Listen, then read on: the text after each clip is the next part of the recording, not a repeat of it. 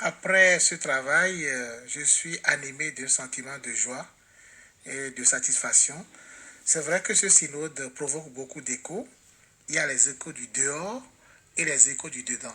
Et moi, j'ai expérimenté, j'ai fait l'expérience de cette synodalité, d'une nouvelle manière d'être église. Alors, je rends grâce d'abord à Dieu d'avoir pu participer à un événement de ce genre, qui a été un événement de rencontre, d'expériences diverses. Nous étions pratiquement 344 participants du monde entier, évêques, cardinaux, experts théologiens, théologiennes.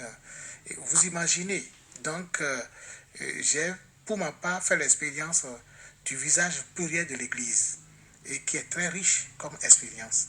Donc voilà, je rends grâce à Dieu, je suis heureux d'avoir vécu un événement de ce genre. Je suis aussi heureux d'avoir participé au débat.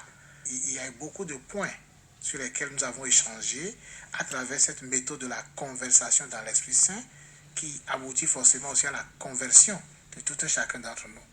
Alors nous avons eu dans un premier temps la lettre au peuple de Dieu.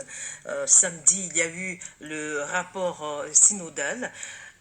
Que retenez-vous de ces deux publications? Merci beaucoup. D'abord, je tiens à dire que ce rapport ne signifie pas que c'est le message de tout le synode. Le synode n'est pas encore fini. Certes, la première session de la 16e assemblée vient de prendre fin. Mais nous allons continuer à prier et à réfléchir. Nous allons adorer, aimer, servir, comme disait le Saint-Père dans son homélie durant la messe conclusive. Alors, justement, ces deux documents quand même étaient nécessaires parce que on ne peut pas se rassembler pendant un mois et partir comme ça sans laisser quand même quelque chose au peuple de Dieu. La première lettre a fait état un peu de ce que nous avons vécu, des sentiments qui nous animaient, des impressions qu'on a vécues.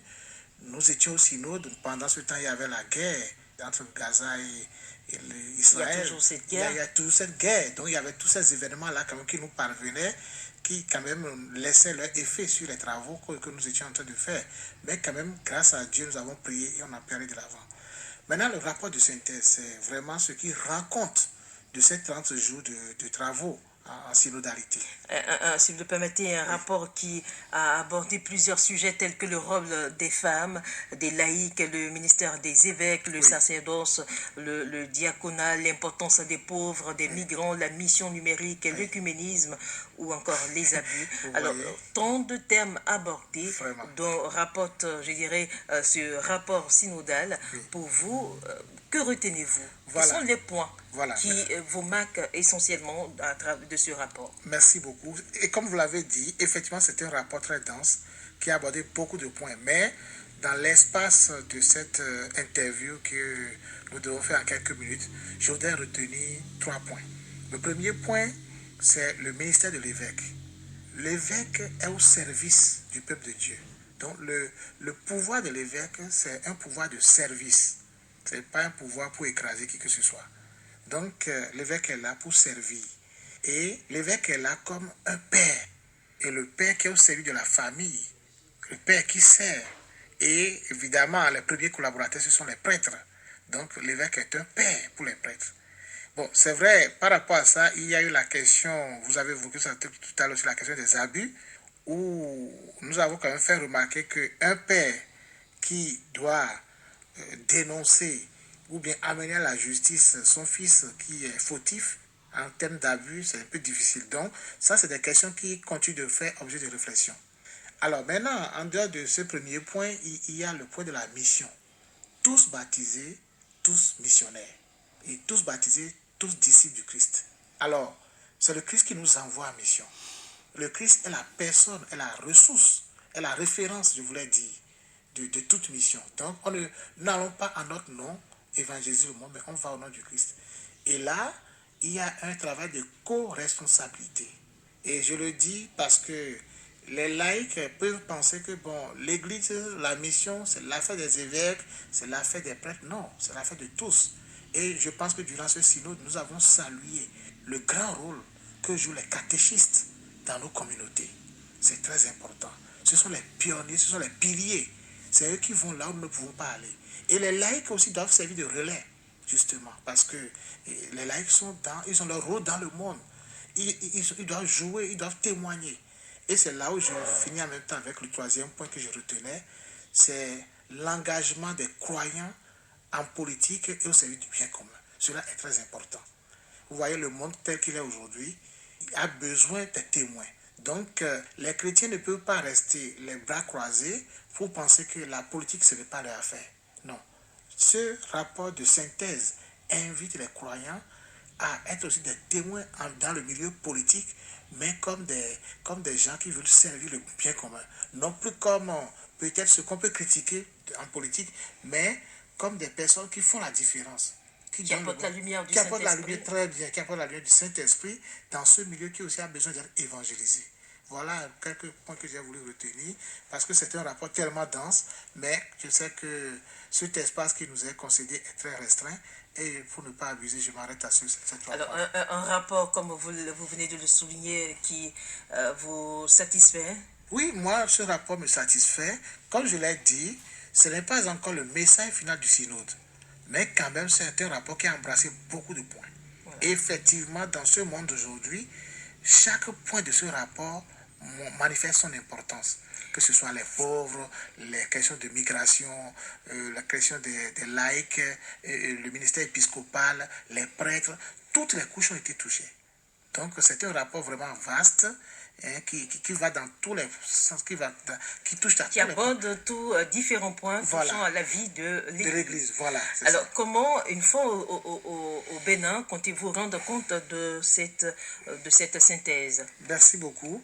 Et moi, je pense qu'en tant que délégué du synode, du Bénin au synode, il faudra vraiment faire connaître ce rapport. Il faudra œuvrer à sa large diffusion. Et comment aujourd'hui, à travers peut-être les médias, à travers les ondes, à travers aussi les rencontres dans les paroisses, à travers les rencontres dans les petits groupes, il faut que le message aille partout. Parce qu'on ne peut pas penser que, bon, ça c'est un rapport qui a été émis à Rome là-bas, nous on est dans notre petit coin ici. Non, aujourd'hui, l'Église universelle est partout.